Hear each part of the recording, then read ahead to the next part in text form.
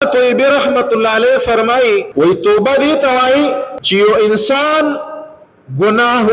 وکڑلے نو دا گناہ نپس دا انسان پا دی گناہ بند پخیمان شو او دا غین علاوہ دا دی گناہ نکولو قصد او ارادے وکڑا با اند دا پارا دا گناہ نکو او دا اللہ جل جلالو فرمان برداری بکو امام طیبی رحمت اللہ علیہ فرمائی چی دیت توبہ ویلے شی خدا رنگی دا محترم و امام نووی رحمت اللہ علیہ دا توبی و باسن سر یو بل شرط ہم لگو لیرا دائی فرمائی چی یو گناہ حق دی چاگی تعلق اللہ سر دا او یو حق دی چی داغی تعلق بند سر دا چی کم تعلق اللہ سر دا لکا